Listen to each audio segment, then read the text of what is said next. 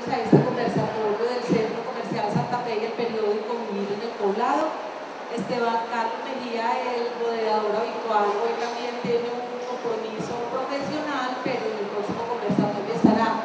Hoy nos acompaña yo, María Montoya, editora de Vivir en el Poblado, y el título del conversatorio es De la infancia y la adolescencia, cómo prevenir trastornos mentales y adicciones a sustancias psicoactivas.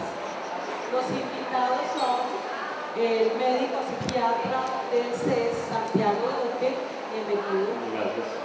Y Jorge Mario Berrío, director del Centro Unidos. Este Centro Unidos es un centro especializado en adicciones, es mexicano, pero tiene sede en Colombia. Bueno, Gracias. Gracias por la invitación. Bueno, ¿de qué se trata pues este tema? ¿Qué es lo que podemos aprovechar hoy al máximo con esto de cómo prevenir adicciones en la adolescencia y en la infancia?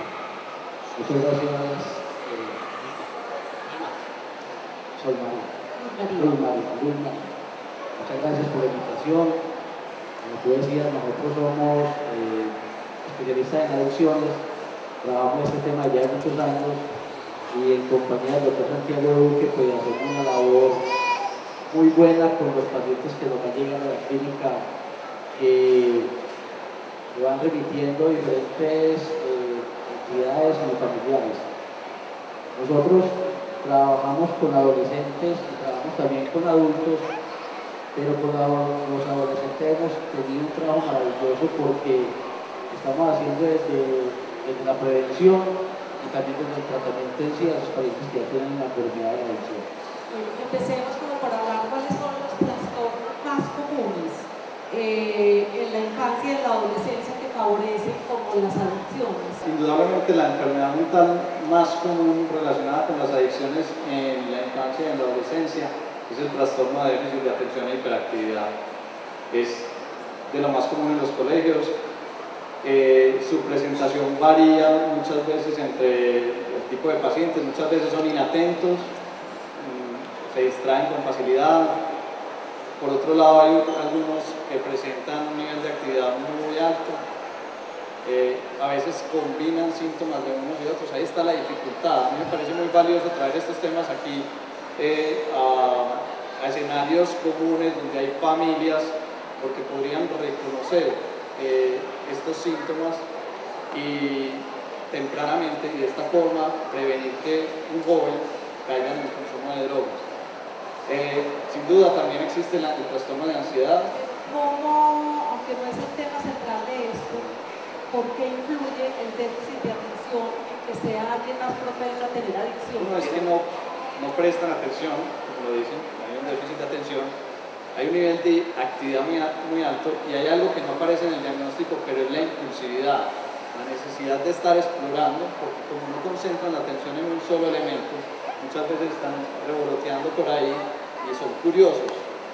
Estos jóvenes son obviamente más predispuestos y tienen más dificultades para decir que no ante cualquier amenaza. ¿Sí me hago entender? O sea, incluso son pacientes que tienen más probabilidad de presentar accidentes escolares, golpes, traumas en la cabeza, pero esta es claramente, y es muy importante, a mí me da cierto pesar porque yo vine aquí a dar ciertas malas noticias, pero con estas probablemente podemos detectar, digamos, con más sensibilidad este tipo de pacientes como otros, que más adelante hablamos, y de esta forma prevenir. No quiere decir que todo hiperactivo va a ser adicto, ni que todo adicto es hiperactivo, pero sí hay cierto sustrato que favorece que crezca en este tipo de patología la enfermedad adictiva. Hay una condición que es muy clara. A mí no me prepararon para ser papá de un adicto, yo creo que a nadie lo preparan para ser papá de un adicto. Es una condición que uno afronta de repente. Lo que pasa es que la concepción de la enfermedad mental ha ido variando y se pensaba que no obedecía a factores ni genéticos ni familiares, sino que eran puramente socioambientales. No, y ahora sabemos que hay un componente genético, hay un componente familiar y que esto predispone. Entonces cuando uno hace las preguntas adecuadas, y ve un joven con riesgo, hay que tomar las medidas para prevenir que este joven caiga en el consumo. Bueno, aparte Yo de quiero decir algo, disculpad. Un paciente no medicado, un adolescente que no vaya del psiquiatra y no esté medicado con este trastorno, cuando está en la adolescencia, por ejemplo, un hiperactivo se fuma un manejo, se fuma un cacho de marihuana y creyó descubrir el agua tibia, porque le va a sentar supremamente bien. O sea, él va a creer que su mente por fin se pudo aquietar un poco, pero lo que está haciendo él ahí es automedicándose y es una medicación incorrecta. Le va a bajar esa actividad, pero le va a incrementar una enfermedad que es la enfermedad de la adicción, que es todavía más dura que la otra. Entonces, o un paciente con un déficit de atención, y a muchos adolescentes les ocurre, le tiran un pase de perico o de cocaína y se concentran, se quedan ahí como y creen que es su medicación ideal. Entonces le favorece mucho los consumos a estos pacientes, pero mal medicados, porque la medicación no es esa, la medicación es una droga psicoactiva. Entonces va a crear no solo que va a tener el trastorno de déficit de atención y hiperactividad, sino que va a crear otro que va a ser la adicción. Y ya tenemos que tratar los dos enfermedades en vez de uno. Entonces un paciente no medicado va a tener unas consecuencias desastrosas. Bueno, aparte de la enfermedad o del déficit de atención, ¿qué otro trastorno mental puede favorecer las adicciones? Sin duda, yo haría una terna muy grande que sería el trastorno depresivo mayor, la tendencia depresiva. Lo que pasa es que en los jóvenes y sobre todo en los niños varía mucho la presentación de estos síntomas. Puede ser un niño irritable, no se puede ver tan triste pues, como uno esperaría verlo, o el trastorno de ansiedad, pues todos los trastornos de ansiedad pueden facilitar que estos pacientes también se vuelvan vulnerables al consumo de sustancias. Obviamente, validados hasta cierto punto por la sociedad. Aquí en la sociedad antioqueña, yo pienso que tenemos una carga genética muy fuerte de trastornos mentales, tenemos una vulnerabilidad entonces a nivel familiar, una vulnerabilidad social muy grande, porque además aquí fue donde floreció tristemente el negocio del narcotráfico y tenemos una vulnerabilidad personal que nos hace sin duda víctimas fáciles para este tipo de mercado. Doctor, pues, digámoslo en el lenguaje paisa, tenemos la tripa guardientera. Sí, sin duda. Y valida mucho la sociedad del consumo. O sea, era mejor, por ejemplo, ver al abuelo tomándose 4 o 5 aguardienticos antes de acostarse, que llevarlo al psiquiatra a que manejara un insomnio, por ejemplo. Es una condición mental y uno se acostumbraba a algo así y se veía más como la recompensa. Entonces culturalmente se validaba ese comportamiento. Entonces el niño no, para ser macho tiene que tomar aguardientico, o él ya es grandecito, entonces puede empezar a fumar. Y lo que estaba detrás de ese consumo muchas veces era un trastorno de ansiedad que le servía para entrar en la sociedad adulta de ese momento. No gratis, aquí floreció pues toda la época de la marihuana, de la forma que floreció, y obviamente la cocaína. Y todo eso aparece sin duda como decía Jorge, como mecanismos de automedicación, que no es, eso de hecho es la teoría de la automedicación en el consumo de drogas, y no es para nada un medicamento y complica terriblemente el cuadro de un paciente que solamente tenía un trastorno mental. Es muy triste porque cuando uno le dice a un papá, tu hijo tiene un déficit de atención, hiperactividad, dice, no, pero ¿cómo así? Entonces, ¿qué le va a mandar? No, probablemente Ritalina, Tumocetina, algún medicamento de estos. Y el papá, pero va a ser para toda la vida, y empieza a luchar con la medicación, procurando, porque es la expectativa de todo papá. Mi hijo, pues ojalá no tome ningún medicamento, sea una persona sana. Sí, si yo tuviera un hijo diabético no me gustaría que se inyectara insulina, para nada. Pero aún así, pues, cuando suspenden ese medicamento muchas veces el paciente se vuelve vulnerable y empieza a buscar la forma de concentrarse. La Ritalina es un estimulante, la cocaína es un estimulante. Y el paciente empieza a encontrar ciertas respuestas en esto. No falta quien le ofrezca en una fiesta un poquito de cocaína y encuentra la sustancia que lo equilibra y además lo hace entrar en sociedad. Esto es un peligro brutal porque este joven entonces encuentra aceptación en su núcleo de amigos, empieza a automedicarse de forma inadecuada totalmente esta sustancia y empieza un deterioro progresivo. Porque las sustancias para mí son el arma ideal, o sea, y porque el mercado siempre va a ir tendiendo al crecimiento, porque digamos que confronta dos partes del cerebro. Una, el núcleo más central, lo que nos hace más animales, el placer. ¿Sí? El placer es sin duda lo más animal. ¿Por qué? Porque eso es lo que nos mueve a sobrevivir, reproducirnos, alimentarnos y dormir. Pero también afecta fuertemente lo que nos hace más humanos o un animal más avanzado, que es la parte frontal del cerebro, el 30% del cerebro que nos hace pues, totalmente distintos a cualquier otra raza de animales. Y ese 30% es el que nos dice cómo decir no. Entonces, paralelo hay una liberación de gran placer en el núcleo del cerebro, afecta la capacidad de controlar los instintos, deteriorando la parte frontal del cerebro. Entonces estas personas que de base tenían dificultad en decir que no porque eran impulsivos, cada vez van a tener un comportamiento más inadecuado. Porque es que el cerebro se empieza su maduración desde que uno nace y se va madurando y atrás hacia adelante hasta los 21 años.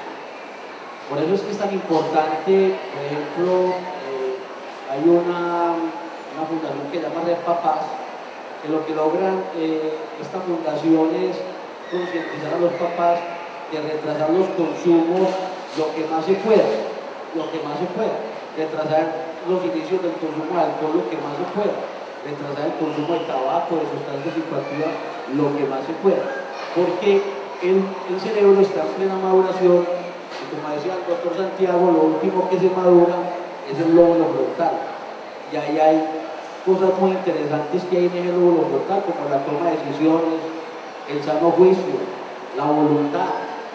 Entonces son condiciones del adolescente que él todavía no ha podido desarrollar.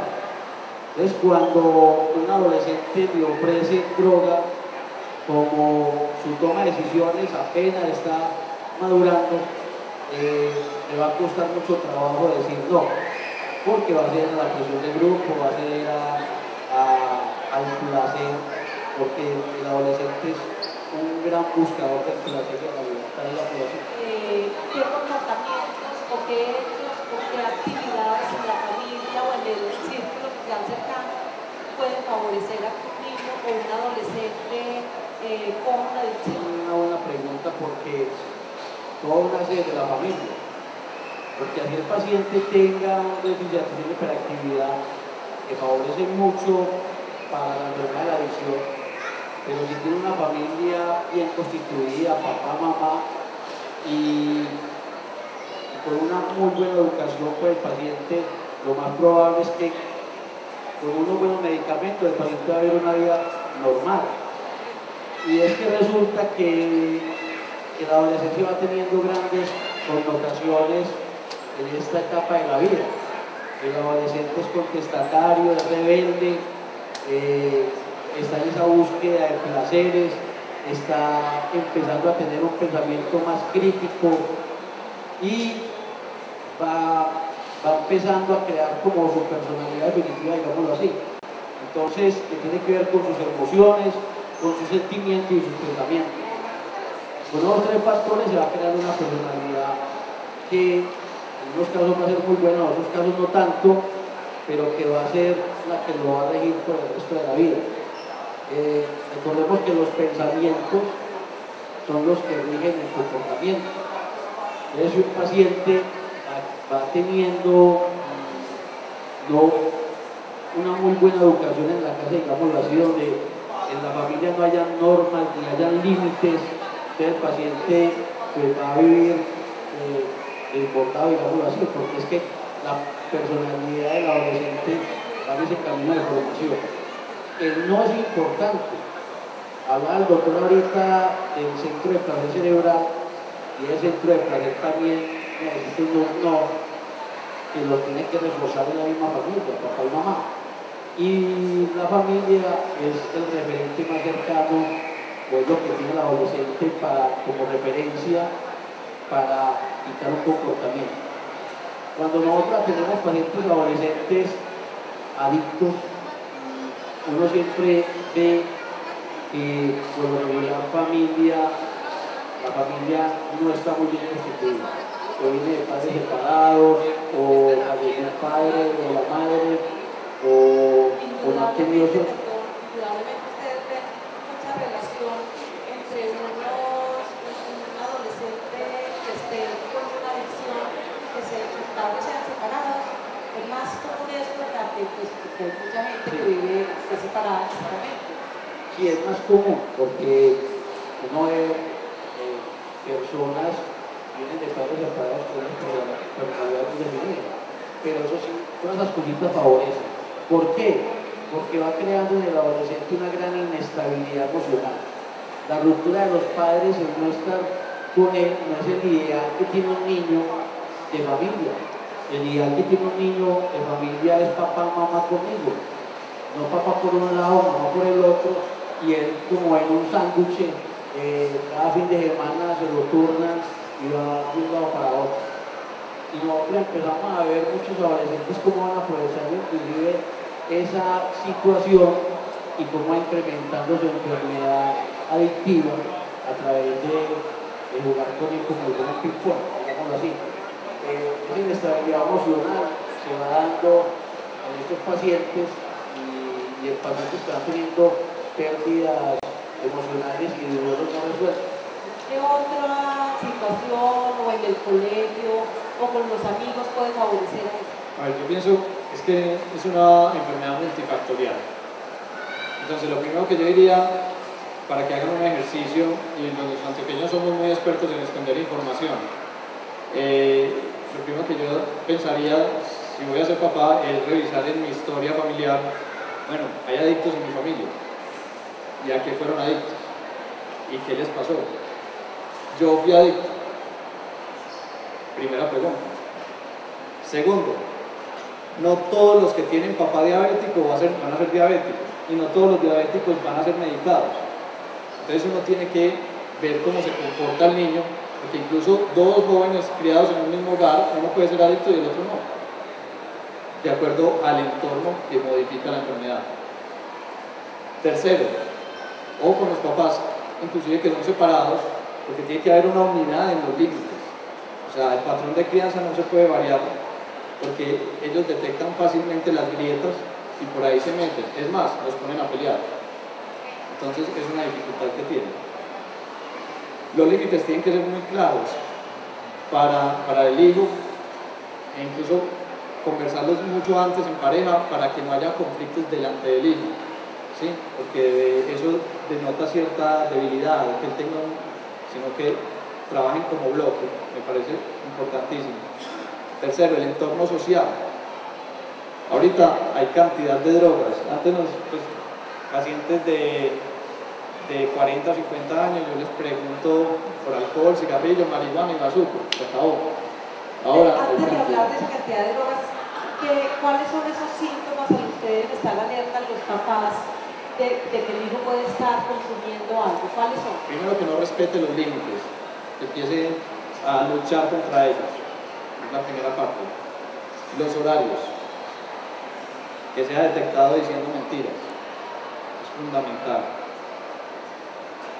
Que las explicaciones sean difíciles de comprender, que empiece a guardar secretos, que haya áreas como oscuras en su cuarto, por ejemplo. Me parece que es un lavadero. Y hay un factor que para mí es fundamental, y es la parte académica. Estábamos hablando ahorita de ese lóbulo frontal, y ahí también está la cognición, esa capacidad que tiene el ser humano de absorber conocimiento.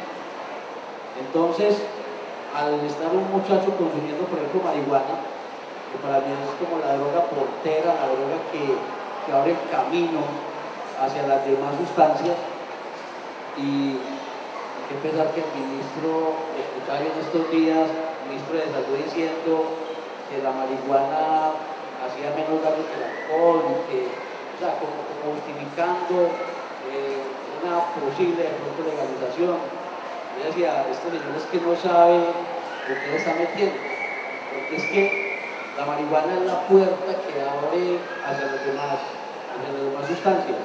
Entonces, una parte fundamental es la parte académica que el muchacho, después de que iba muy bien en su colegio, de un momento a otro se va para abajo, porque va a afectar ese lóbulo frontal. Y la marihuana, que es la droga que dice que es natural, la que no hace nada, cuando nosotros hacemos pruebas de sustancias, pruebas detectoras de sustancias psicoactivas que es en la orina, nosotros vemos que la mayoría de las sustancias salen en 72 horas del cuerpo. Una persona se tira un gramo de perico en este momento y a las 72 horas ya el cuerpo lo ha eliminado y en las pruebas de orina sale ya negativo. La marihuana se acumula en los tejidos grasos. En los tejidos grasos, en la parte cerebral, en la grasa testicular, durante mínimo 30 días. O sea que 30 días la marihuana está haciendo de las suyas ahí en esas partes del cuerpo humano. Entonces, esa parte cognitiva, esa parte que el adolescente tiene para captar conocimiento, empieza a modificar esas funciones, se empiezan a bloquear, digámoslo así. ¿Es así, doctor? Menos reactivos a los estímulos externos que estimulan. De hecho, dan un síndrome motivacional que no les genera placer nada excepto estar consumiendo. Me voy a aprovechar de un momento que es bien interesante con el presidente de la Corte Suprema de Justicia, y es la reacción que pasa cuando él dice: yo soy papá, pero no está siendo un papá. ¿Por qué? Porque el papá está cometiendo el hijo está cometiendo algún tipo de infracción, y la respuesta de los papás es ir al colegio y a mi hijo porque le está viendo mal, no es que ustedes no me lo están evaluando bien, y no están siendo conscientes del entorno que rodea el colegio, incluso los compañeros del colegio, y hay que evaluar tanto eso también, y que tanto se está deteriorando el grupito de amigos, por ejemplo, o el que está haciendo después del colegio. ¿A dónde va? Después de esto, de fijarse uno en los comportamientos, hay como, no sé, pastillas o alguna manera de que un papá se dé cuenta y detecte sin tener que ir antes a un instituto especializado. Es la prueba de orina. Es como la prueba, es lo más sencillo. Donde el papá puede ir a comprar la prueba de hacer la casa, sería una, pero lo ideal es que un profesional la realice, porque tiene la experiencia pues, de hacerlo y maneja un protocolo para hacerlo bien, porque los muchachos son muy vivos. Nosotros hemos detectado, inclusive en guantes de látex, jugo de maracuyá amarrado con cinta casi de los testículos, para que en el momento de hacer la prueba, a través de una manguerita, puedan soltar el líquido, y la prueba de orina pues, va a resultar negativo, porque la prueba el test maneja unos reactivos que se ponen, salen las rayas con una prueba de orina, con una prueba de embarazo, perdón, y los reactivos pues no van a salir negativos al no detectar la sustancia en sí que se está haciendo en el momento. Entonces los muchachos son muy vivos, digámoslo así, y lo peor de esto es que una prueba negativa, engañosa, hace que el paciente siga enfermo y va a estar más enfermo todavía. Él cree que coronó, él cree que lo hizo muy bien, que engañó al profesional, engañó a la familia con estos métodos, pero la verdad es que él va a seguir todavía más enfermo y más deteriorado. A partir de ahí uno puede tomar dos comportamientos que me parecen importantes, y está claro, o sea, si uno tiene la sospecha, yo creo que de alguna forma los papás empiezan a... y la prueba sale negativa, no hay que estar tranquilo. De hecho, yo trato principalmente, y es un factor de recaída principal, es retomar los comportamientos adictivos. Es más, un paciente que no ha consumido y está retomando los comportamientos adictivos es un paciente que en un mes, 15 días, un año, 6 meses va a recaer, pero por lo general es más temprano que tarde. Entonces estos jóvenes, cuando presentan este tipo de comportamientos, el papá dice, ah, no, pues que me encontró la prueba negativa. Uno ahí sí que tiene que cerrar más el centro. ¿Qué es lo que deben hacer y qué es lo que no deben hacer? ¿Qué sería contraproducente y qué sería bueno? Para mí es importantísimo, porque como es una enfermedad pues, multifactorial, hay que tener un equipo de trabajo. Es como una diabetes. O sea, usted tiene que tener un nutricionista, un diabetólogo o un internista, una enfermera que lo monitorice. Es igual así en esta condición. Principalmente la labor del psiquiatra y el psicólogo es fundamental, terapeuta de familia. Esto florece, es donde hay familias enfermas también. De hecho, tener un adicto ya de base con la O familia. sea, todavía no hay un terapeuta ni hay un diálogo como para que vayan a buscar. La adicción es una enfermedad que es real. Es una enfermedad que tiene un componente físico muy grande y un componente emocional grandísimo también. Entonces,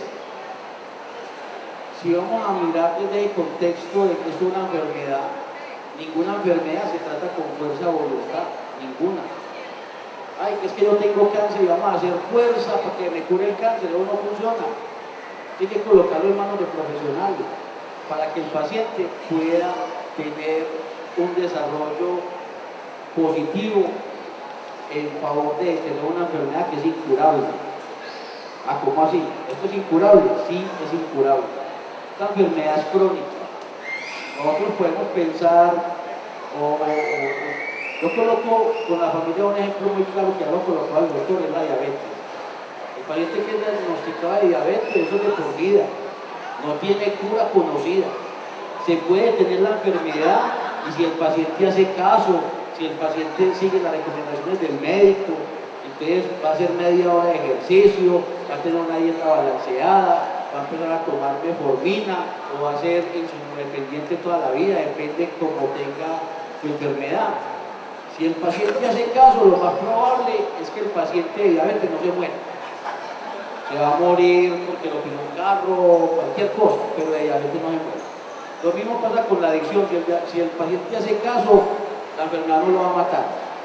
Pero si el paciente no sigue las recomendaciones, lo más probable es que sí lo mate la adicción. El diabético, será conveniente que el diabético se siente en una cafetería, en una repostería todo el día. ¿Será conveniente? Yo le pregunto a ustedes. ¿Será conveniente que el paciente se siente en tortas y tortas o de todo el día ahí a mirar las milhojas, a mirar las galletas de mantequilla? ¿Será lógico eso? ¿Ustedes creen que qué le pasaría a ese paciente después de estar 8 días ahí tomando cafecito? Tarde o temprano recae, ¿cierto? Lo mismo pasa con la adicción. Si el paciente regresa a su sitio de consumo, si vuelve a esos amigos con los que consumía, lo más probable es que el paciente vaya a recaer nuevamente. ¿Ves? Hay muchas recomendaciones para estos pacientes que tienen que hacer para detener una enfermedad que es incurable, que es progresiva y que es mortal. Ella teniendo esto claro, que esta enfermedad es incurable, pues la familia tiene que colocar en manos de expertos. Ah, pero es que el paciente no quiere. Ah, es que el paciente dice que me matan en peliculada, que es que mi papá vea la película que montó, oigan a este. Porque la realidad de esto es que todo el mundo sabe que el muchacho es adicto. Los últimos que saben es la mamá y el paciente. Son los últimos que saben, pero todo el barrio sabe, todo el mundo sabe, menos ellos dos. Porque en la familia hay una gran negación y en el paciente sí que más. Pero cuando ya la familia se quita el velo y ya la familia empieza a entender que esto se le está saliendo de las manos, hay que colocarse en manos de profesionales que le van a dar unas indicaciones claras qué es lo que tiene que hacer con el paciente y cuál es el tratamiento adecuado para cada paciente, no para todos es lo mismo. El sustrato del psiquiatra y del neurólogo es el mismo, es el cerebro, es un órgano. Si usted ve a su hijo convulsionando, así sea una vez, ¿usted qué hace? Neurólogo, hágame tomografía, electroencefalograma, hágame lo que tenga que hacer, porque no lo quiero ver otra vez convulsionando. Uno puede decir, bueno, convulsionó una vez, una convulsión febril y hasta ahí llegó. pero eso requiere un seguimiento que para los neurólogos una convulsión febril en la infancia dura más o menos 5 años para decir esta convulsión no va a volver a repetir. Ahora, el mismo sustrato, veo a mi hijo consumiendo una vez marihuana y empiezan a negociar. La percepción de la enfermedad mental, gracias a la historia de la psiquiatría que en algún momento nos sacaron de la medicina, es bien distinta. Piensan más en las relaciones paternales, en las relaciones no. Hay un sustrato biológico que a uno lo hace vulnerable, como el epiléptico a convulsionar.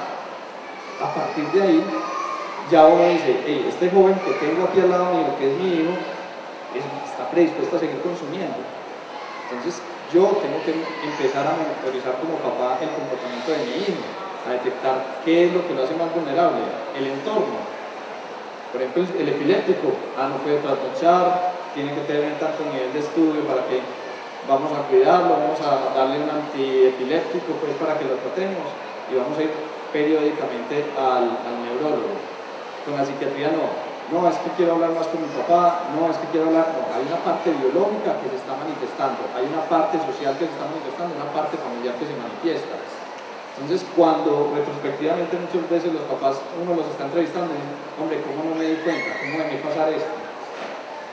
Y a uno realmente le causa pesar porque se comen el cuento de la sociedad, ¿sí? Ante las banderas rojas que han ido apareciendo, se quedan callados, no pasa nada. Conversamos un día y cambian 15, 20 días y vuelven y se caen en el tipo de comportamiento. Entonces, en ese punto hay que estar muy alerta y buscar compararnos más con enfermedades claramente biológicas, porque la psiquiatría es biología también, y tomar una postura como cualquier otra enfermedad. Bueno, ahora sí quisiera que entráramos como a hablar de cuáles son en este momento como esas adicciones más comunes. Ustedes que trabajan con tantas personas, digamos, de esta comunidad del poblado, con tantos jóvenes de esta comunidad, ¿qué es lo que está andando la parada en términos de adicción? Nosotros atendemos la clínica, por ser una clínica especializada y por estar ubicada acá en el sector del portal acá frente del Ejército de Envigado, manejamos por lo regular la zona del poblado de Envigado, toda esta zona, y tenemos un gran consumo, aparte de las drogas que ya ustedes conocen, las normales. Ha habido un incremento en el consumo de ácidos del LSD en gran cantidad. Hemos visto cómo se va incrementando ese consumo en esta población con un gran agravante, y es que el LSD que fabrican en Colombia es pirata. ¿Cómo así? ¿Sí? Hasta piratean eso, y lo piratean, entonces en vez de dar el LSD como realmente viene, lo combinan con metanfetamina, haciendo que el paciente por lo regular tenga lo que se llama malos viajes. ¿Qué es un mal viaje? Eso le puede dar a cualquier paciente en el primer consumo o en el 20º consumo de LSD, eso lo llaman papelitos. Es de difícil detección. Podemos tener acá un papelito, y se llama así papelito porque es que es algo diminuto, y nadie sabe que eso es una droga la que está ahí encima del escritorio.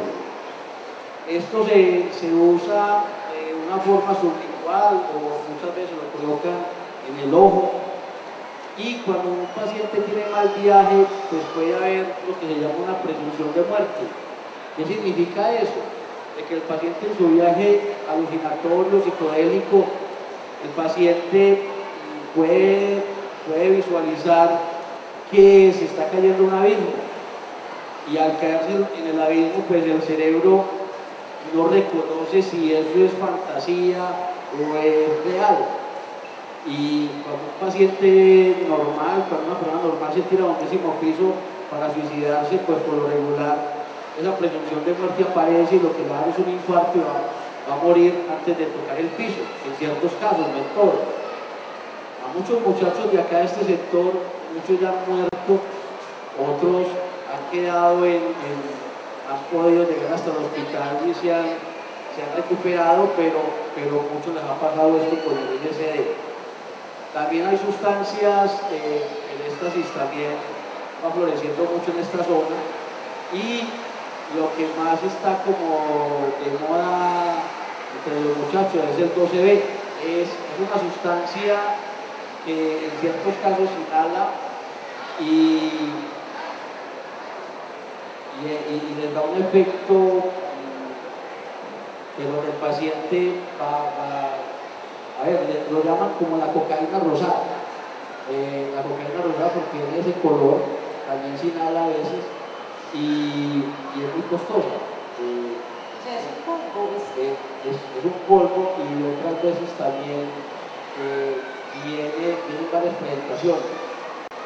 Esta droga apenas está entrando acá al mercado, se está disputando el mercado acá y se está dando en discotecas. Muchos meseros de esta zona, ya los muchachos saben qué piden, lo llaman por determinados nombres y el mesero le va llevando la sustancia que es de difícil detección también. Es una sustancia psicodélica. Generalmente, yo lo que les diría para detectar este tipo de pacientes es que hagan un trastorno de ansiedad de repente. A veces salen cuadros como alucinatorios de repente, como medio psicotiformes o me van a perseguir, me van a hacer algo y uno no entiende de dónde salió eso en la mañana siguiente o a los 2 días. Es muy característico del LSD, el flashback, pues que es como otra vez entrar en el viaje y empiezan a tener este tipo de comportamientos de nuevo, de repente sin ningún estímulo o cuadros de ansiedad muy marcados. Entonces, esa sería como la clave fundamental.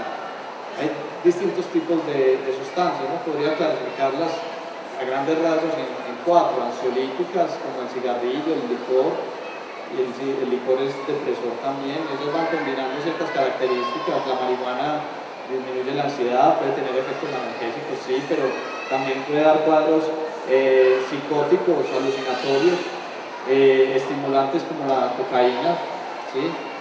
Que también puede dar cuadros alucinatorios. Y psicodélicos, sí, como el LSD.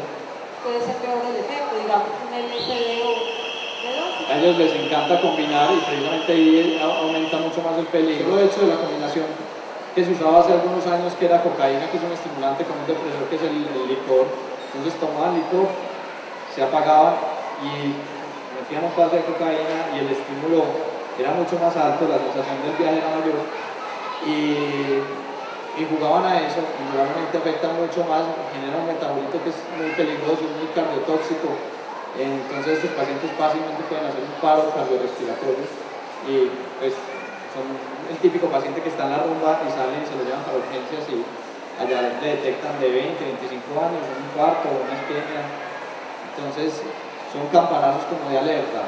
Detectar eso, jugar con las sustancias. Obviamente ellos dicen yo reviento las ruedas, que es el ribotril, que es un ansiolítico, lo revientan con licor y después ya se meten en fase de cocaína. Ellos juegan mucho con las sustancias a tener, cuando ya son adictos, muy adictos, a tener ascensos y descensos muy grandes y eso obviamente el deterioro es mucho mayor. Para mí la marihuana es de lo peor de las sustancias peores por lo siguiente.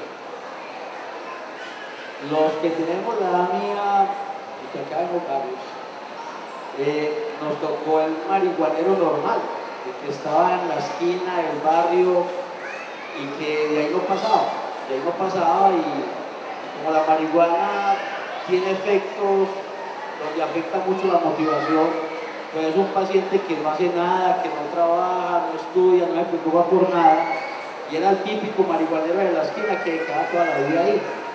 Pero resulta que hoy esto se ha modernizado al punto de que ya hay varias marihuanas diferentes, entre ellas está la cripa. La cripa es una variedad de marihuana que es más potente, tiene 20% más de tetrahidrocannabinol, es 20% más adictiva y por ende 20% más cara. Entonces se cultiva en cultivos hidropónicos y traba más, digámoslo así. Nosotros, no recuerdo si al doctor le tocó un paciente de nombre Fabián, no digamos el apellido, Fabián, y este paciente, cuando me llamaron a atenderlo, vivía acá en el poblado, en unos apartamentos viejitos, pero la familia había remodelado todo el apartamento nuevo. piso de porcelanatos, closet de nuevo, cocina nueva. Ese apartamento quedó 0 kilómetros. Y este muchacho de 26 años, a través del consumo de cripa, hizo un episodio psicótico fuerte, empezó a pensar él y a decirle a la familia que toda la madera de los closets nuevos, y eran todos los closets, los muebles bellísimos, que todos estaban embrujados y que él tenía que darle solución a eso. ¿Qué hizo el paciente? Cogió un cuchillo y empezó a rasgar todos los muebles con cruces por toda la casa, todos los closets, los muebles, todo de una miseria.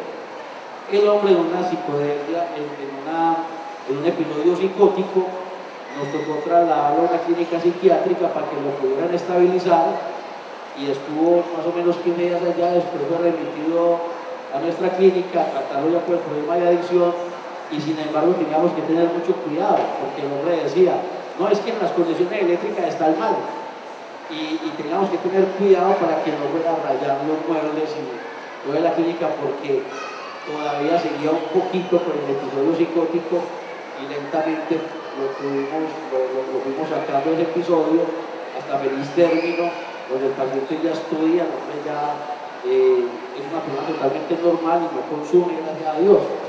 Esa experiencia le quedó a este muchacho, que trabajo mucho con él, pero vamos viendo que con consumo de marihuana los pacientes cada vez van teniendo esos episodios psicóticos. ¿Usted tampoco estaría de acuerdo? Pues ahí creo que le representa mi posición, estaría de acuerdo que hubiera una legalización en forma de... Se va a meter en problemas a mí. Pienso, hay una situación. El mensaje no es claro aquí, ni en Colombia, ni en el mundo. Para mí, aquí está mi familia y es...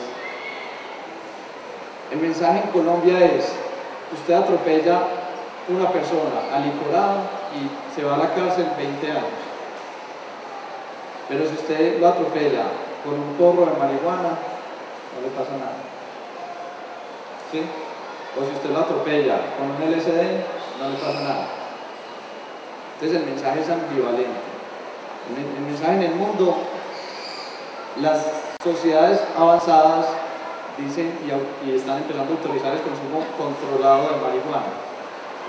Yo pienso que aquí en Colombia nos tenemos que quitar un poquito también como el antifaz y ser conscientes de que esto es una problemática mundial. ¿Qué hace que uno no consuma licor ahora los viernes? Sin duda, el marco social, la restricción y el pago que uno tiene por consumir licor y chocarse, por ejemplo, que le hagan una detección y ya le quitan el pase un año. Si usted es una persona que consume marihuana frecuentemente, el llamado social sería: usted quiere consumir, consuma, pero yo no lo puedo contratar. ¿Por qué? Porque yo asumo los riesgos de una empresa que está contratando a una persona marihuanera. ¿Claro? Entonces, esa restricción social es realmente para mí la que limita el consumo. Para mí, podríamos, y yo hice una rotación en España, donde se hace un tratamiento de reducción del daño, se le suministra al paciente la sustancia que consume o el antídoto para que no sienta ansiedad para consumir. Y ese paciente se intenta de forma lenta sacarlo del consumo. Habrá algunos que salen y otros que no, igual que todos los pacientes, el diabético que se deteriora y el diabético que sale adelante. Pero la restricción social, lo que en otra época hacía Antanas Mocus, con el llamamiento social del señalamiento y decirle: hey, vos estás consumiendo, entonces no te podemos contratar. Entonces, si vos no puedes contratar, te vas a deteriorar más. Entonces, en esa condición, yo le digo una cosa: a mí me parece que el paciente que escoge ser adicto, perfecto, pero es que el problema de la adicción aquí en Colombia radica también en que involucra violentamente a la sociedad no adicta. Entonces, terminan secuestrando para consumir, terminan matando para consumir, Entonces, yo digo, si el negocio debería ser, que no debería ser un negocio, debería ser una cuestión casi que medicada al paciente adicto, en poder del Estado. Y el Estado suministrar y decirle: esta es la sustancia y este es el tratamiento, usted cuál quiere, sustancia o tratamiento. Si se evitan robos, se evitan agresiones, se evitan condiciones, y es un paciente que está tan cerca del problema como de la solución, como lo veía yo en España. Hombre, yo voy a consumir heroína, tranquilo, siéntese, consuma. Hombre, yo ya no quiero consumir heroína y estoy muy ansioso, tranquilo, siéntese y le doy la metadona. En Holanda, doctor, hay un tratamiento de reducción de daño a heroinómanos, y en el primer piso se les proporciona metadona o se les pasa jeringas para que tengan unos consumos seguros. En el segundo piso hay un grupo de narcóticos anónimos, y muchos que iban allá al primer piso ya no volvieron a hacerlo y fueron al segundo y empezaron la recuperación.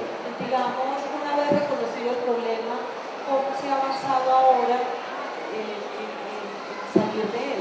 Resulta que acá en Colombia llegó hace muchos años, estamos hablando más o menos de hace 30 años, de un modelo que venía de España. Lo traían los padres capuchinos, lo fuimos de la Universidad Luis Amigó, y era un proyecto que se llama Proyecto Hombre, se llama Proyecto Hombre de España. Cuando traen el modelo acá a Colombia, pues en teoría era como desbaratar esa personalidad adicta y crear un hombre nuevo. Entonces pensaban ellos, ¿y cómo lo hacemos? ¿Cómo destruir ese paciente adicto y crear un hombre nuevo? Uno de los magos dijo, pues en República Dominicana hay hogares CREA y hagamos una mezcolanza acá de estos tratamientos, y fueron tratamientos muy funestos en mi pensar, porque muchas personas murieron, muchos adictos murieron, se utilizaban terapias de choque, se les decía a la familia, si el muchacho sale del tratamiento lo echan de la casa, y no les daban oportunidad ninguna al adicto de poderse recuperar. Y cómo tener adherencia a un tratamiento donde los golpeaban, los gritaban, los maltrataban, los humillaban, era algo que era totalmente infrahumano. Todavía existen, ustedes vieron en el canal Caracol en estos días, el séptimo día, hablando de una fundación hasta religiosa en Bogotá, donde los golpeaban, los maltrataban, y un muchacho se suicidó, lo mostraba a muchos de los programas de Cinería. Todavía existe. Nosotros manejamos un modelo que es el modelo Minnesota de los Estados Unidos, un modelo que tiene unos 3 pilares fundamentales, que es el respeto, el amor y la dignidad por el paciente. Maneja un equipo interdisciplinario. Tenemos médico psiquiatra, médico toxicólogo, tenemos psicólogos, profesionales de familia y terapeutas especialistas en adicciones con muchos años de recuperación y de limpieza, y que es el camino que debe seguir el paciente al terminar su tratamiento, seguir en estos grupos de apoyo. Nosotros estamos hablando ahorita de la infancia y adolescencia, y nosotros tenemos un programa que no lo conozco en ninguna parte de Colombia. Es un programa estudiantil de detección temprana. Este tratamiento no es para adictos, es para muchachos que apenas están consumiendo y se detectaron a tiempo. Los adolescentes los mandan a colegios de este sector. Tenemos pacientes de todos los colegios de acá de esta área, ya nos conocen, y nos remiten estos adolescentes que apenas les está detectando consumo, y se arma un programa con ellos de 90 días, todos los días, porque esto no puede ser intermitente.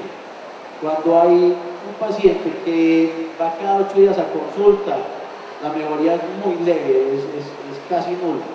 Cuando tenemos un paciente todos los días cambiando su estilo de vida, que es lo que lo está enfermando al adolescente, y le hacemos unos compromisos con la familia y con el paciente, el cambio es enorme en estos adolescentes.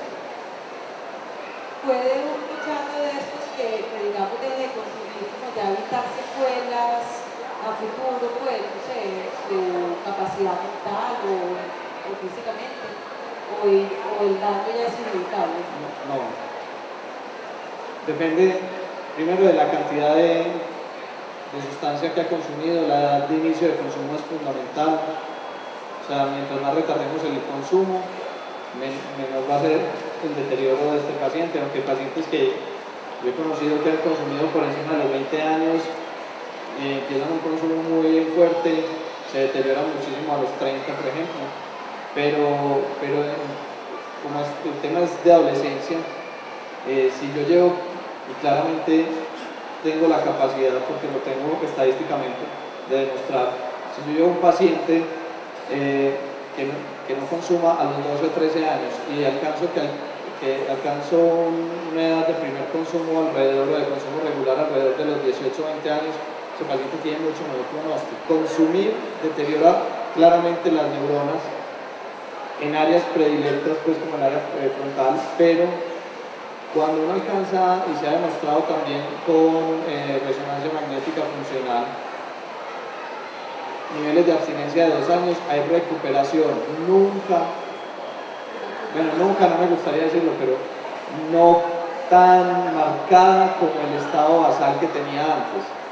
Entonces es muy peligroso el consumo regular porque sin duda el deterioro se va a ir mostrando, y como les decía, ojo que detrás del consumo, por lo general, yo diría que en un 95% hay una enfermedad psiquiátrica de base, un trastorno depresivo, una enfermedad ansiosa o un déficit de atención y hiperactividad, que aún en la edad adulta se puede estar manifestando. La directora de NIDA, que es el Instituto Nacional de Oceanografía de los Estados Unidos, ella lo dice muy claro que lo más común en los pacientes adictos, lo común o la regla general es que tengan una base psiquiátrica, que tengan otra enfermedad. Eso es lo común. Lo raro es que no la tengan. Es lo raro que el paciente, por eso es muy importante el equipo interdisciplinario, porque son pacientes que por lo regular tienen doble diagnóstico, adicción con otra enfermedad mental, y por eso es muy importante el trabajo desde la parte médica con estos pacientes, desde la parte de psicología. Para aquellas personas que no tienen posibilidades de acceder a un tratamiento o a un equipo especializado, ¿qué opciones hay? La misma maneja programas incluidos para el 0, 1, 2 y 3, y tienen más prelación estos pacientes que incluyen pacientes de clase alta. Pero programas tan buenos que digamos completos, con especialistas. Sin duda, Carisma, para mí pues, que tuve la oportunidad de hacer un ejercicio en el exterior y volver aquí a trabajar ya en Carisma, como lo hice casi por 2 años.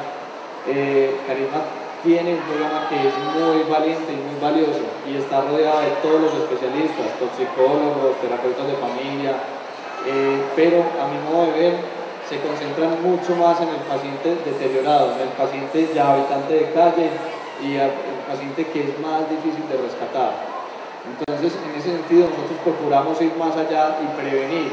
A mí no me gustaría que me trataran la diabetes cuando ya tengo un problema renal y ya no puedo, ya tengo que ser aspirante a diálisis, por ejemplo. No, yo prefiero que a mí me traten mi diabetes o mi enfermedad adictiva justo cuando se está manifestando por primera vez. Ese paciente que yo saco en la adolescencia del consumo, o que lo sacamos pues porque no es un trabajo único mío, que lo sacamos del consumo de sustancias, es un paciente que probablemente va a tener 30 o 40 años de una vida independiente, con dinero, de viajes, satisfacción, una familia, y probablemente sensibilizado en la detección de sus hijos para también darle un manejo adecuado a esta problemática.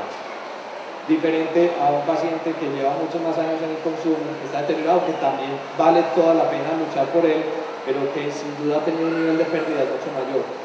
Entonces hay que luchar por unos y por otros, pero en términos de beneficios, cuando uno ve a un paciente adolescente que está iniciando consumo, casi que se juega el alma por sacarlo, porque ese paciente al cabo de los años probablemente sea una persona que le aporte mucho más a la sociedad, a su familia, y supere una enfermedad, inclusive sin medicamentos, porque obviamente a mayor tiempo de exposición, mayor deterioro, más necesidad de medicación. Es más costoso para el Estado, por ejemplo. Entonces tenemos que ir a la prevención. Nosotros ayer hacíamos un ejercicio en la clínica, nos dedicamos a llamar a todos los pacientes que han pasado por Centro Unidos desde los inicios, que llevamos unos 6 años acá en Colombia, y la sorpresa que nos llevamos es que el 90% de los pacientes estaban bien, trabajando, estudiando, con un cambio maravilloso en sus vidas. Pero también hablaba con el doctor ahorita de que para nosotros de pronto es más fácil, y hablaba con la moderadora, que para nosotros es muy fácil porque de pronto hay un soporte familiar para que los proyectos de vida de estos muchachos se hagan realidad. Es un muchacho que sale de su recuperación y que tiene las puertas abiertas de una universidad porque tienen de pronto con qué pagarlo. Es muy diferente al paciente de una comuna que no tiene dinero y que sale de un tratamiento a pararse en una esquina y dice: Dios mío, no tengo trabajo, no tengo estudio, ¿yo para dónde pego? ¿Qué hago? Entonces las condiciones sociales también influyen mucho para que el paciente tenga mejores resultados. Es triste decirlo, es muy triste decirlo, pero también hay que aceptarlo. Cuando hay mejores condiciones económicas, pues los pacientes tienen mayor facilidad de desarrollar sus proyectos de vida que los van a hacer que el cambio sea más positivo y mejor. Bueno, aparte de estas adicciones a sustancias psicoactivas, también pues está la ludopatía u otras que están viendo en el panorama ustedes ahora, o ya trastornos como la bulimia o anorexia-bulimia. ¿Qué tienen ustedes de eso? ¿Qué trabajo hacen con ese tipo de trastorno? De hecho, a veces plantean como un trastorno obsesivo-compulsivo, la obsesión de pensar en el consumo y la compulsión de consumir como tal en el paciente adicto. También le pasa le pasa bastante similar a los pacientes que tienen trastornos de la conducta alimentaria como la bulimia o la anorexia, donde hay cierto pensamiento obsesivo y una compulsión que es hacer dieta o hacer mucho ejercicio o vomitar. La dinámica es similar. El juego, por ejemplo, que la gente, a mí me parece fantástico, el paciente que yo he tratado con una recaída mayor en el consumo de sustancias era un paciente que me enseñó muchísimo, era un paciente que consumía bazuco en la adolescencia y la juventud. Duró 25 años sin consumir, recae porque pasando por el centro le entregan un bono para ir a jugar en un casino conocido del centro. Entra al casino y activa todo el sistema de placer. Fíjese que no es una sustancia, pero libera esa cantidad de neurotransmisor en el núcleo del placer y el tipo activa todo el sistema de una y a partir de ahí empieza a retomar conductas.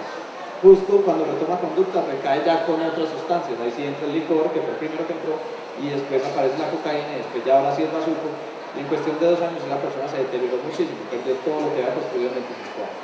Entonces, es una circunstancia. Esto no es solo de sustancias, implica también comportamientos, ahí lo vemos claramente, que movilizan placer. ¿Sí? Es que, doctor, para una persona ser adicta requiere 2 componentes importantes: la obsesión, que es la idea fija y repetitiva en el paciente, que necesita, que tiene el deseo de consumir, y la compulsión, que cuando se tira la primera dosis no puede parar. ¿Qué pasa con el juego? Lo comentaba yo con un paciente ludópata, está la maquinita ahí, la tragamoneda, el paciente echa su última moneda y no ganó, y empieza la obsesión: no, pero es que ya viene el premio mayor, la próxima moneda es la que me va a dar el premio mayor. Y le dice al amigo del lado: espérame ahí, cuídame la máquina, que voy por moneda. ¿Vos no tenés ahí? No, no tengo. No, espérame ahí, quédate ahí. Va al casino, cambia moneda, no deja que toquen la máquina por nada del mundo, porque es que ahí viene el premio mayor. Esta es la obsesión, la idea ahí repetitiva, diciendo que ahí viene el premio mayor. Se juega sus monedas, pierde la plata y vuelve la misma idea obsesiva. Él no puede parar de consumir, y no está metiendo droga, no está metiendo una sustancia, está metiendo un pensamiento, una obsesión. Y ya sin plata va el que vende celulares afuera a empeñar el reloj porque sigue con su pensamiento adictivo, la obsesión en juego, diciendo: ahí viene el premio mayor. Y ahí viene qué pasa. nunca llega el premio mayor, nunca llega. En Caldas yo tuve un paciente que era un paciente común y corriente, era un fotógrafo de Caldas, y ese señor terminó en la indigencia. Él me dice, vea, lo peor que me ha pasado en la vida fue que una vez pasaba por un casino en Caldas y me dio por meter una moneda y gané, ganó 1 millón de pesos. El tipo le metió una sola moneda y ganó 1 millón de pesos. Y ese sonido de esa máquina, y botar todo ese dinero ahí, el cerebro reconoció ese pico eufórico y el cerebro lo quiso seguir repitiendo. Y el señor, ese 1 millón de pesos que le ganó, le supo muy mal, porque de ahí en adelante perdió todo lo que tenía. Y gracias a un programa de recuperación, inclusive me llamó en estos días, le dije, mi hermano, estoy cumpliendo 5 años limpio. Limpio quiere decir sin jugar casino, sin estar nunca maquinitas, y para nosotros algo maravilloso.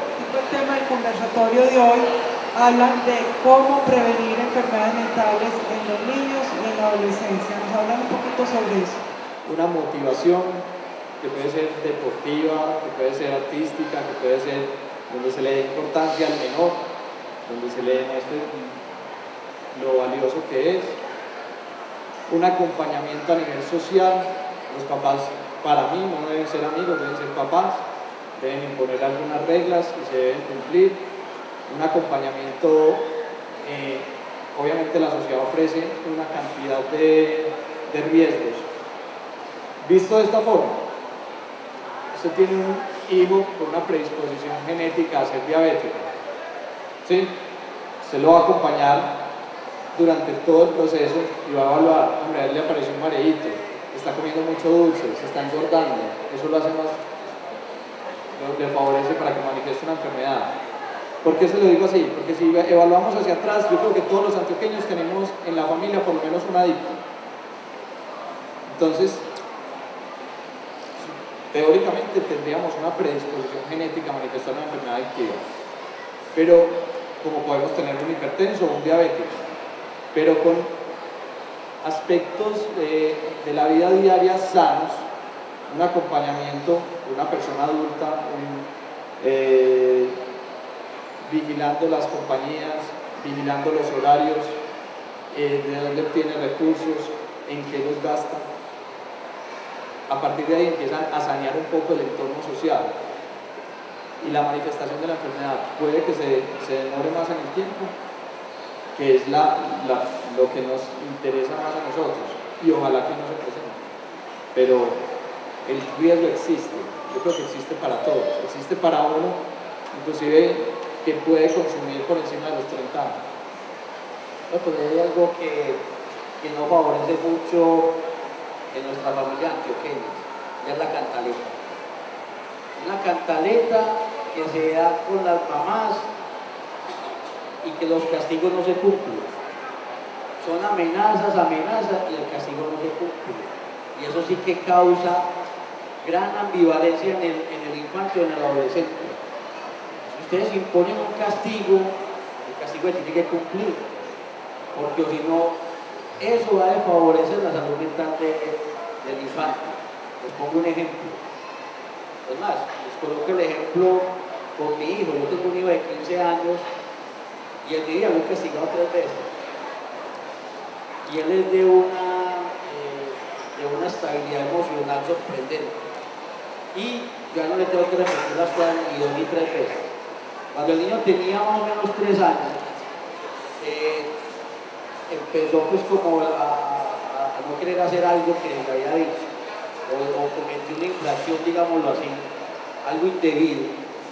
Y yo le dije al hijo, esto merece una sanción, te voy a quitar el televisor, y te lo voy a quitar por 2 días. Vea, ese niño lloró, pataleó, mejor dicho, daba vueltas en el aire, caía, papá, no me hagas eso, no me quite el televisor, era lo que a él más le gustaba. Y yo cogí, en esa época eran esos televisores pues no plasma, sino esos cuadraditos chiquitos, lo levanté al hombro, se lo quité y lo monté por allá en un armario. el niño iba de la mamá y le decía, mamá, por favor, habla con papá, que no me quite el televisor. Y yo, hijo, 2 días y son 2 días. Y no pueden ver televisión acá con nosotros, 2 días y van a quedar televisión. Y se lo cumplí. Por allá como a los 3 años más, cuando ya tenía como 6 años, cometió algo así y le aumenté el doble la sanción. O sea, ya era 4 días, la misma cosa, lloró.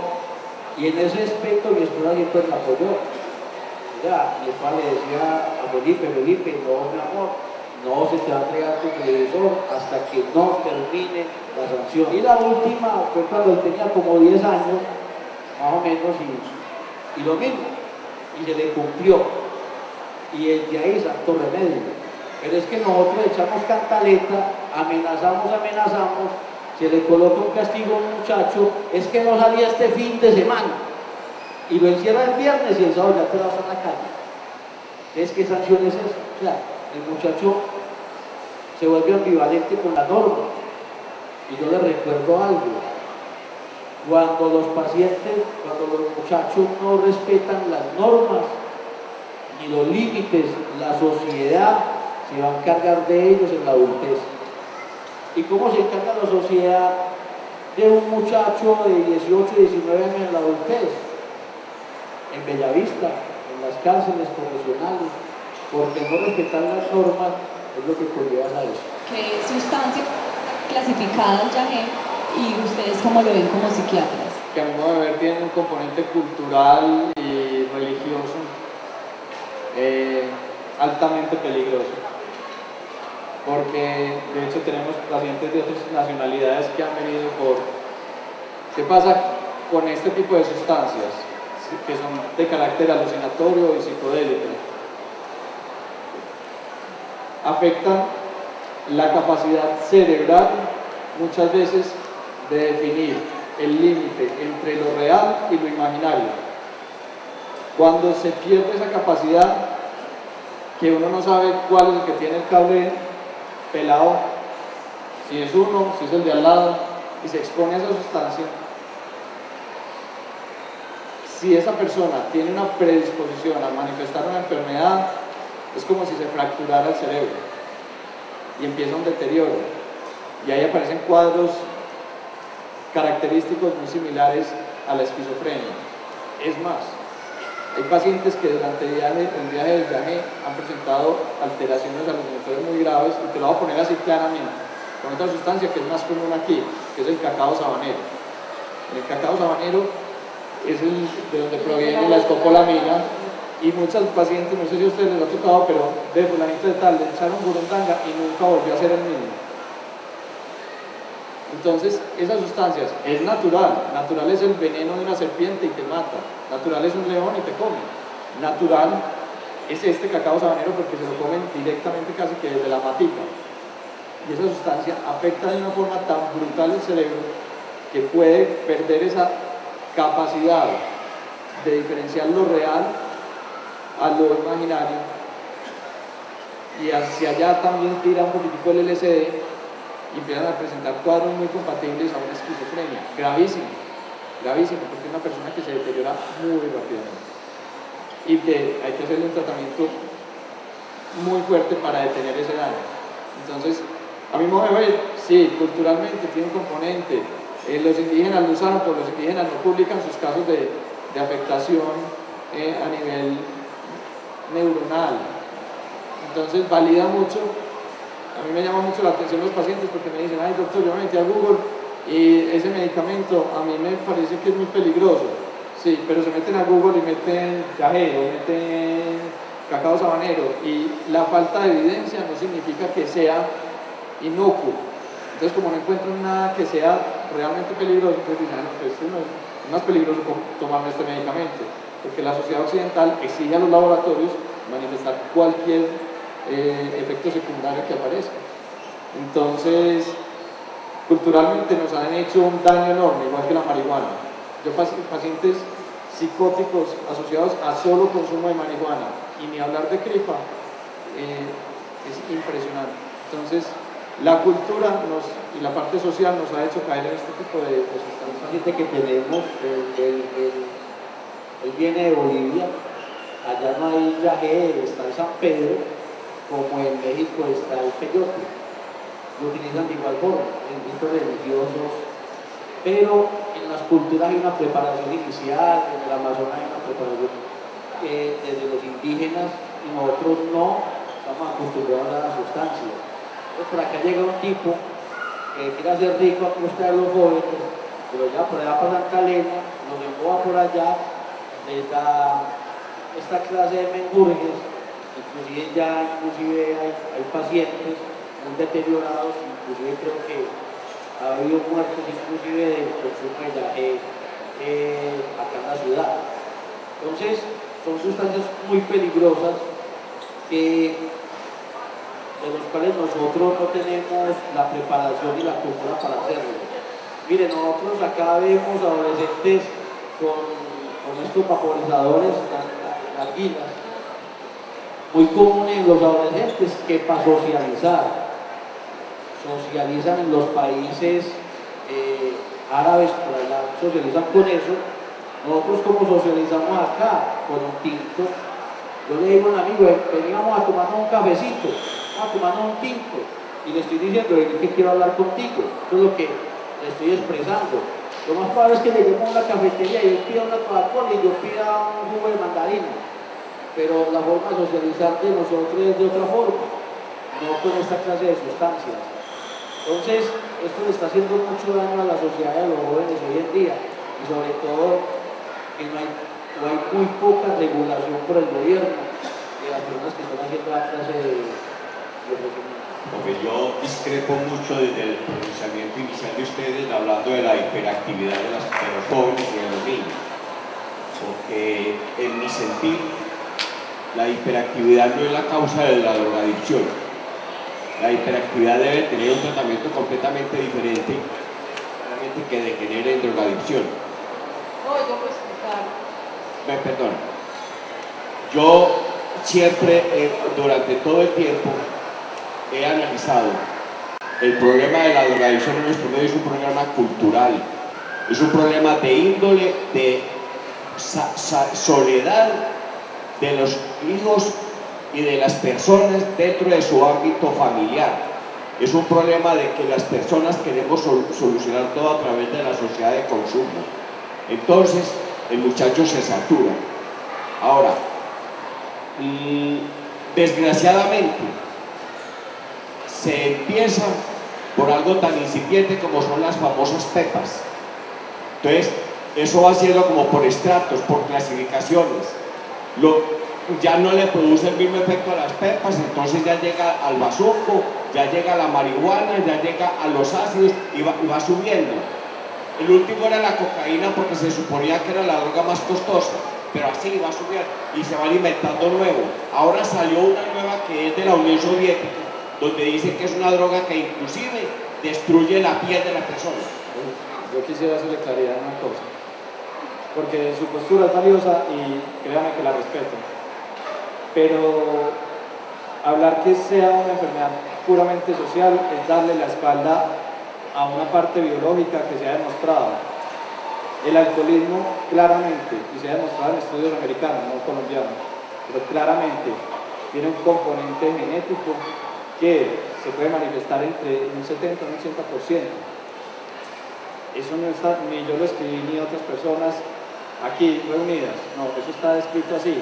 Obviamente la sociedad, como le digo yo, la sociedad hace más probable que se manifieste una enfermedad mental. Yo, y corrijo si usted me entendió eso, el déficit de atención y hiperactividad lo hace usted más vulnerable de sufrir una enfermedad adictiva, pero no todos los hiperactivos van a ser adictos, eso tiene que ser claro. No todos los ansiosos van a ser adictos. También quiero corregirle un aspecto. ¿Cuál es la primera sustancia adictiva en Antioquia? Hablo de Antioquia porque es así, lo puedo demostrar con mis cifras. De consumo, generalmente, y estoy hablando alrededor de los 8 o 9 años, validada totalmente por la sociedad, cigarrillo y licor. Son las dos primeras. A partir de ahí aparece la marihuana. Entonces, si yo veo a mi hijo y vean, mira qué tan charro, vamos a darle al niño de 8 años un traguito de aguardiente a ver qué tan machito es. Que para las amigas. Para las amigas o para lo que sea, esa es la sustancia más común, el encuentro más próximo. Entonces, y si te estoy diciendo ahí que la adicción al licor tiene un componente genético tan alto, obviamente la vulnerabilidad se va manifestando más a través de la sociedad y el comportamiento social, que en eso sí estamos absolutamente de acuerdo. Si nosotros creciéramos en una sociedad árabe, por ejemplo, donde no se puede consumir licor, fantástico, podríamos tener el gen, tranquilamente, pero no se manifestaría. Es que aquí no se manejan situaciones definitivas y puntuales. Esto es un aspecto humano, sociológico, mental y hasta espiritual. Redunda en todo el ser humano. Entonces aquí no hay definiciones precisas ni puntuales. Aquí se maneja una temática humana, universal y una problemática. Muchas gracias. Entre paciente y paciente varía totalmente la enfermedad. Y para un paciente, unos pacientes necesitan unas cosas y otros otras. No para todos es lo mismo, ni para todos es el mismo tratamiento. Cada uno tiene unas condiciones mentales, físicas, sociológicas y culturales que los hacen diferentes y que el tratamiento también sea diferente. Ustedes ahora hablan de drogas duras, pero en los barrios los muchachos consumen Rodinol, Rivotril, Popper, la marihuana esa que usted dijo ahora, la cripa, y toman un trago que se llama... No. Bueno, ahora me acuerdo. Le quiero hacer un aporte porque el señor hizo un comentario y es que el problema de las drogas es tan complejo. La semana pasada fue una clínica de la ciudad donde habían niños de 25 pacientes. Acérquese el micrófono, por favor. Habían 25 pacientes en una clínica, pues no voy a decir, 5 grandes y 20 menores de 17 años. Entonces en las terapias ellos decían, ¿usted qué consume? No, yo soy vicioso. Lo que quiero decir es que los jóvenes no saben que lo que tienen es una enfermedad mortal y crónica.